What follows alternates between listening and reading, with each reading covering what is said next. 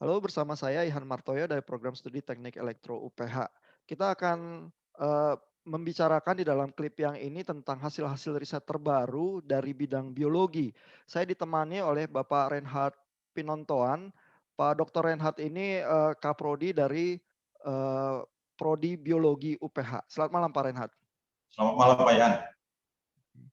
Nah, kita ada paper-paper baru ini ya, dan paper yang terbaru dari grupnya Pak Reinhard ini kebetulan tahun 2021 di jurnal Bioscience of Microbiota, Food and Health.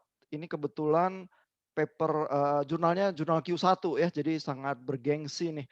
Eh, Silakan Pak Reinhard, apa ya yang dihasilkan dalam penelitian di paper ini, Pak? Ya, terima kasih untuk kesempatan yang diberikan Pak Ihan.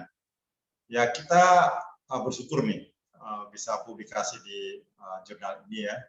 Dan ini hasil kerja kita di UPH gitu selama ini. Nah, ini tentang sebenarnya menjelaskan bagaimana makanan tradisional ya, khususnya natto dalam hal ini ya, suatu makanan fermentasi kedelai yang menjadi tradisi bagi orang Jepang. Kalau pagi-pagi itu ya mereka suka makan gitu ya, jadi dicampur telur gitu ya dengan nasi gitu ya. Ini suatu makanan sehat. Jadi memang ini kita pakai natto karena merupakan suatu studi awal bagi kita yang di PH ini, karena kita mencoba untuk mengestablish metode yang bisa dipakai lah untuk men-screening ya, menyeleksi gitu ya, makanan ataupun juga bahan-bahan yang berpotensi untuk sebenarnya kalau bicara fibrinolitik dalam kasus paper ini, fibrinolitik itu bagaimana suatu agen atau senyawa bisa menghancurkan fibrin. Fibrin ini terbentuk biasanya pada saat terjadinya luka. Jadi ketika luka ya terjadi penggumpalan darah gitu ya. Nah, itu normal, nggak apa-apa karena supaya darahnya mampet gitu ya. Nah, dalam kejadian yang tidak normal misalnya pembuluh darah itu luka pecah atau gimana gitu ya. Nah, itu terbentuklah suatu sistem untuk menutup kan. Nah, tapi kalau itu kebanyakan gitu ya, istilahnya berlebihan, nah itu bisa membuat penyumbatan darah. Nah, itu yang berakibat ke seseorang menjadi stroke ataupun sakit jantung gitu ya. Dan itu menjadi masalah di dunia karena menurut WHO itu 1 dari antara 3 sekitar ya di tahun 2017 itu kematian global itu diakibatkan oleh karena penyakit kardiovaskuler, itu penyakit jantung dan juga pembuluh darah gitu ya. Nah, memang salah satu caranya yaitu minum obat ya. Jadi orang minum obat supaya tidak terbentuk gumpalan darah ya, atau disebut trombus. Nah, kita mencoba melihat dari sisi makanan ya, makanan apa yang mungkin bisa berperanan dalam mencegah terjadinya penyumbatan pembuluh darah. Dalam hal ini terbentuknya trombus tadi ya. Nah, orang Jepang juga terkenal cukup sehat gitu ya, dengan lifestyle-nya ya. Jadi dan natto ini juga sebenarnya sudah diteliti dengan intensif ya, mengandung enzim yang disebut fibrinolytic enzim gitu ya, nattokinase secara ilmiahnya. Jadi enzim ini yang diduga berperan bisa mendegradasi fibrin tadi, sehingga enzimnya dari bakteri ya, Bacillus subtilis betul. G8 ini ya Pak ya? Ya, jadi Bacillus subtilis secara umum. Nah, kita kasih nama G8 karena kita isolasi. Kita sendiri yang isolasi, jadi kita kasih sendiri nama gitu. Boleh katanya Pak, kalau kita yang isolasi. Nah, ini bakteri yang dipakai ya dalam pembentukan makanan natto itu. Bacillus subtilis.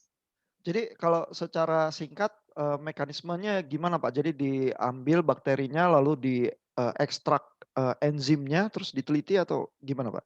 Ya, dalam kasus studi ini kita mengkultur bakterinya, ya. Mmm, Kemudian kita ambil mediumnya itu, ya. mhm, Kemudian di medium itu karena enzimnya itu disekresi, dikeluarkan, diproduksi dan dikeluarkan di medium. mmm, Nah, jadi mediumnya itu kita ambil, kemudian kita purifikasi ya, walaupun nggak full gitu ya, semi purification gitu. Nah, kemudian dari situ kita pakai nah kita langsung masukin darah nih. Nah, mmm, dalam hal ini kita pakai darah ayam ya, mmm, karena darah ayam lebih murah, bukan murah, gampang diambil gitu ya. Jadi sebagai model lah dalam penelitian kita gitu ya. mmm, Dan kalau ayam kan uh, apa lebih penanganan juga lebih gampang gitu ya. Nah, kita masukin nih, ya, masukin ke dalam darah, kita bisa lihat ada perubahan. Bapak bisa lihat Pak, di situ ada hasil ya. oh, Jadi tadinya yang darah tuh membeku, biasa ya kalau darah kalau keluar dari maksudnya tercurah gitu ya akan mmm, segera membeku gitu ya. mmm, Tapi ketika kita inkubasi dengan ekstrak daripada uh, bakteri ini ya yang mengandung enzim natokinase itu mengakibatkan gumpalannya pecah maksudnya dan mmm, kelihatan butir-butir darahnya gitu loh. Itu oh, paling bawah, Pak. oh Jadi dengan gitu, demikian kita bisa melihat bahwa kalau di dalam tubuh kita ya harapannya, nah itu. Nah ini yang atas yang A ini gumpalan darah ya, mmm, ada yang kontrol dan juga yang dikasih treatment ya dengan mmm, uh, ekstrak bakteri dan juga kita pakai suplemen Pak. Jadi mmm, suplemen ini sudah ada yang produce ya dari Amerika. Kemudian kita coba bandingkan. Ternyata yang kontrol kita lihat di sini ada sedikit perubahan warna ya sedikit. Kemudian tapi yang nomor 2 dan nomor 3 ini ya kalau nggak salah nomor 2 itu ekstraknya ya. Yang nomor 3 positif kontrol. Jadi itu yang suplemennya. Kita lihat mmm, hasilnya hampir sama. ya, Dan ini darahnya yang agak sedikit lonjong kalau darah ayam ya. Jadi mmm, darah merahnya itu lonjong-lonjong ini. Nah, menunjukkan bahwa tadinya yang tadi tergumpal ini terurai mmm, gitu. Ya dissolve uh, apa trombusnya itu ya. Nah, oke. ceritanya di situ, Pak. Jadi Jadi harapannya jadi ap kalau kita makan ya, nanti itu makan masuk ke dalam pembuluh darah diharapkan bisa kalau kecil-kecil bisa terurai. Ya, jadi mencegah gitu ya. jadi kalau sering makan nato bisa mencegah stroke dan penggumpalan darah begitu ya? Dalam kenyataannya orang percaya gitu, Pak. Uh, Oke. ya, membantu peredaran darah yang baik. Mmm. Ya. Apakah ada rencana melakukan penelitian dengan makanan-makanan Indonesia, Pak? Oh iya Pak, kita bersyukur juga karena kita dapat support dari pemerintah Indonesia ya melalui Hepatitis. Jadi tadi memang awal yang kita kerjakan sekarang ini eksplorasi dari berbagai macam bahan makanan di Indonesia. Ya, dan dari studi awal kita banyak Pak potensi itu yang kita bisa dapatkan, baik itu bakteri maupun dari makanan-makanan.